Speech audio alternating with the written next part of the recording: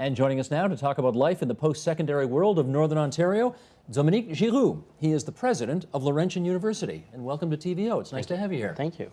I don't think I've ever asked this as a first question before, but it seems appropriate given you are our guest and what you do for a living. How old are you? 34. Do you know of any university presidents in this country who are younger than you?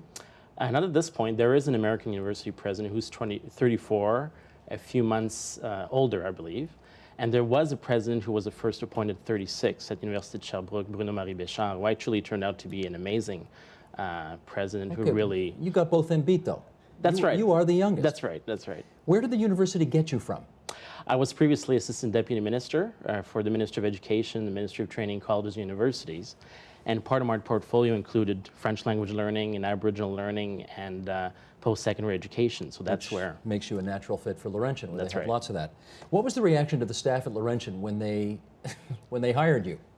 Well, it had been quite positive. Of course, there were some cynics initially who referred to my age and the fact that I wasn't coming from academia. But I've sort of been used to that in the first few weeks after any appointments.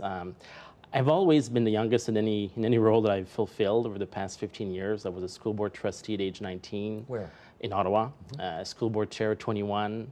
CAO of a school district at 24. Hang on, school board chair at 21? That's right. Which board? At the French Catholic Board in Ottawa. Okay. Which is a school board of about 17,000 students.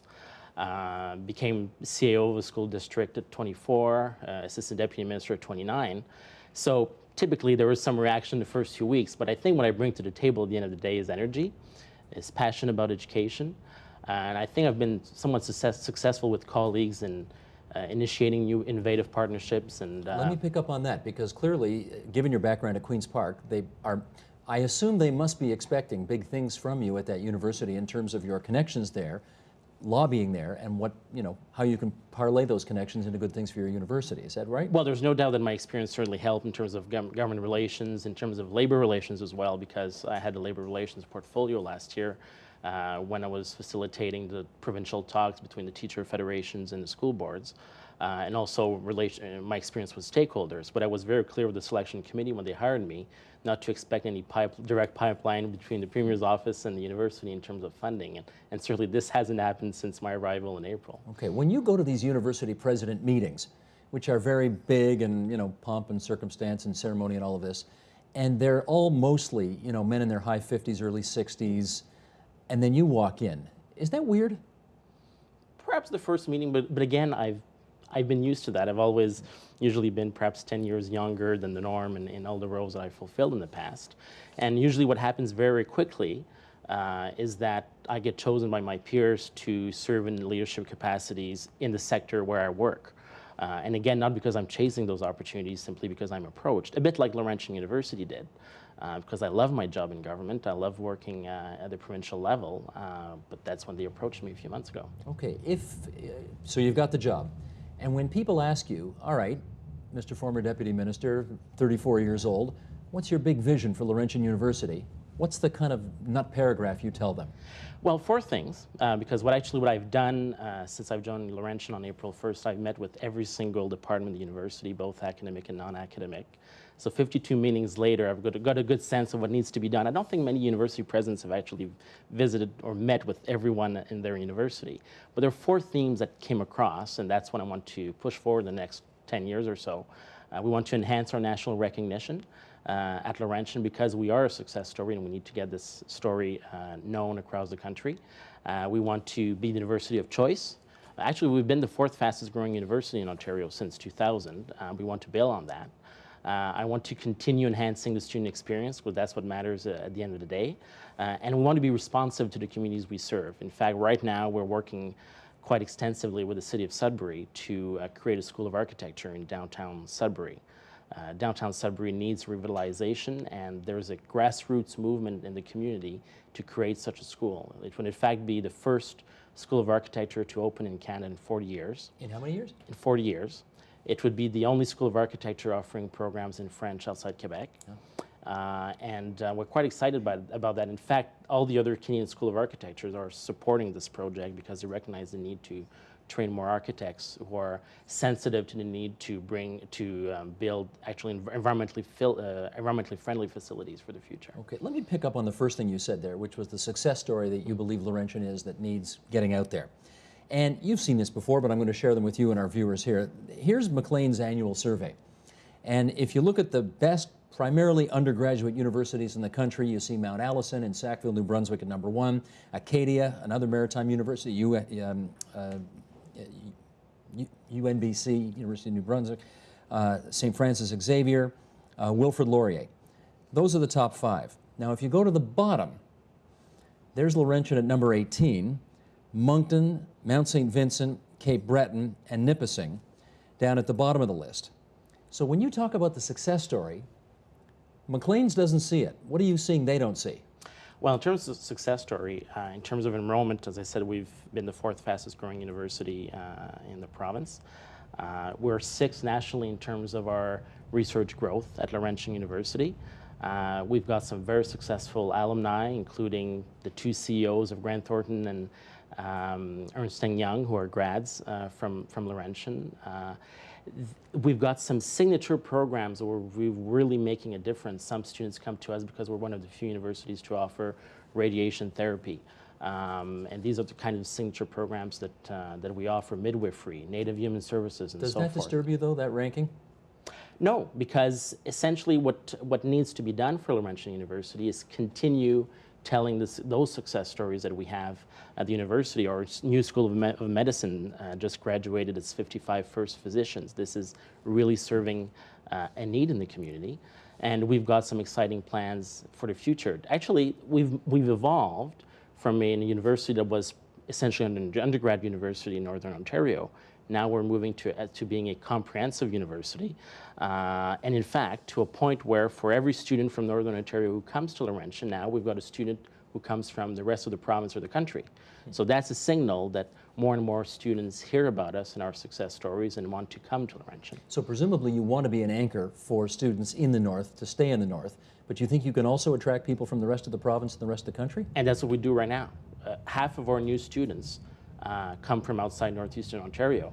In fact, our admissions this year are up 11%. They're up 26% for international students at a time where they're essentially flatlined at the provincial level. Okay, let me read a quote here from that dealt with your predecessor. This is from the National Post from a few years ago. But Judith Woodsworth, president of Laurentian, has made it her mission to nurture future Rhodes Scholarship contenders without changing Laurentian's reputation as a place where those who are not necessarily straight-A students can succeed. It is a major endeavor, considering another important part of her job is persuading northern high school students, many of them Aboriginal, to apply to university in the first place. While Laurentian has much to brag about, including world-renowned mining exploration research, innovative northern healthcare programs, expanded Aboriginal outreach, and being one of the few bilingual campuses in the country, the school is not known as an academic powerhouse.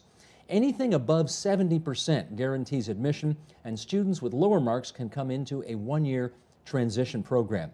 And I guess the question is, can your university be both academically accessible and academically successful at the same time? Absolutely. In fact, since that quote, for the past 4 years, as I mentioned, our enrollment has been increasing, our criteria have been increasing, our average entry grades have been increasing, and we're trying at the same time to boost our scholarships. In fact, we rank 5th nationally in terms of the proportion of our budget allocated to scholarships. We have access awards for students who take native languages, native studies across the country. But I presume you don't want to be known as the place where you can get in with a C+. Absolutely not, and that's not what we are. In fact, our average entry grade is the same as Ryerson and York University. Well, now some people might have something funny to say about that, you know. I mean, there's McGill, U of T, UBC, some of the other ones way at the top here. Do you have like pretensions to be up in that crowd? We want to be the best university in terms of excellence in teaching and research, and the feedback that we get from our students is very positive. The difference at Laurentian, you've got small class sizes, we've got amazing faculty members. In fact, one of our faculty members won the TVO Best Lecturer competition 2 years ago. And unlike other universities where sometimes Students come on stage for graduation, they're barely may get a handshake, and they will probably get a white page rolled, and it's not even, it's a fake diploma. We actually take a minute with every graduate. I actually talk to them. I ask them where they're from, how they found their student university experience, what kind of job they have, because our placement rate is one of the highest among Ontario universities. How long do those services go on for then? Oh, well, actually, we break them down in 17 convocations. I'm being facetious, but no, okay. but you're right. I mean, that's the Laurentian difference. That's the Laurentian DNA. And anyone who comes to our convocations, who has been attending convocations at other universities, some of the universities you just mentioned, say, "Wow, that's the Laurentian difference." You get a high quality education, you get good jobs coming out of this of our programs, but you also have the personalized attention. I just quoted something from the National Post from a few years ago. Here's a quote that we got from almost 30 years ago, during which there was something called the Fisher Report, which talked about universities specializing in various areas and not trying all of them to be all things to all people. And here was the quote from the Globe and Mail back then. There's going to be a new meaning to the 3 R's in Ontario: rationalization, restructuring, and revision. The main thrust of the just mentioned Fisher Report is generally that job training at university as well as at high school is the main purpose of education. The training should be for specific jobs that have specific requirements. And something that emerges from that is the question of whether or not Laurentian is trying to focus on too many different paths, maybe too much general arts, and maybe they should be, I'm not saying this, I'm just putting it out there, and maybe they should be doing more sort of career-focused things. You've got a sports administration program, you've got obviously one of the best mining programs anywhere. Should you be doing more of that and less of the former? Well, we are trying to increase our differentiation exactly in the way you're describing. I agree that we can't be everything to everyone, and that's what we've avoided doing that at Laurentian. In fact, some of our new programs that we're looking at right now are programs where there is proven demand, where other universities agree with us that there needs to be more attractive programs, and that also those programs also meet the needs of the community, such as a School of Architecture that is badly needed. Well, let me pick up on that. You also want to start a law school up there too, do you not? There have been discussions in the past to open a law school, Do we really need another law school in Ontario right now? at this time the priority is really School of Architecture. That's really where we want to focus our energy. So law school on the back burner. For the time being. For the correct. time being. That's right. The dream shall never die then. Okay, let's talk. I don't think dreams should die, actually. Okay, fair enough, fair enough. Yeah. Laurentian's also, now you tell me what stage this is at. I hear about attempts to open up a campus in Barrie, Ontario, which I guess is about 3 hours south of where you are right now. That's right. We actually have our campus right now in Barrie with Georgian College. This is a unique partnership where students go to Laurentian University at Georgian. We currently have over 1,200 students. How long's that been up for? It started about in 2002. It started with about 51, 52 students now, and it keeps growing. Now, why does Laurentian need a campus in Barrie? Well, actually, interestingly, we were approached by community leaders in Barrie at the time who wanted to increase the participation rate in university studies in Simcoe Muskoka because there was no university in the region, and thus the creation of this unique partnership with Georgian College. It's very successful. Our students are very pleased with the quality of the programs. In fact, again, one of our faculty members at Laurentian and Georgian is nominated for the TVO Best Lecturer competition. But I would think culturally these places are just, I mean, of course they're miles apart, but culturally they're miles apart too. I mean, Laurentian is Northern Ontario. Barrie is, practically GTA. Well, for people in Toronto, north of Bloor sometimes is Northern Ontario. Yeah, it's not that bad, but I know what you're saying. But no, there are actually many elements in common. The two institutions are of similar size. We've got the same DNA. Two cities with the similar size. And we also share the same phone code, of course, 7705.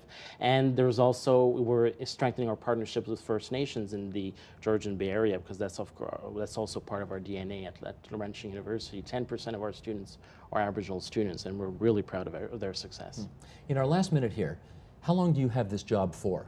It's a term of 5 years, renewable. So when the 5 years is up, you will want to be able to say, here's how Laurentian is better because I've been here, and what will you say?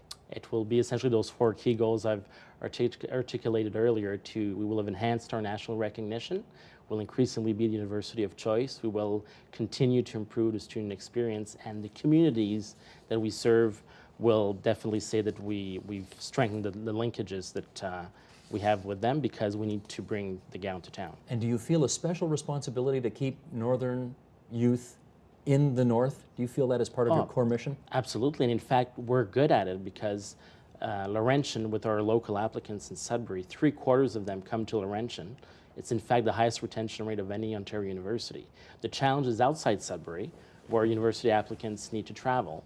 And in fact, this year, for the 50th anniversary of the university, we're offering them $5,000 access awards to compensate the cost that they have to incur to pursue university education.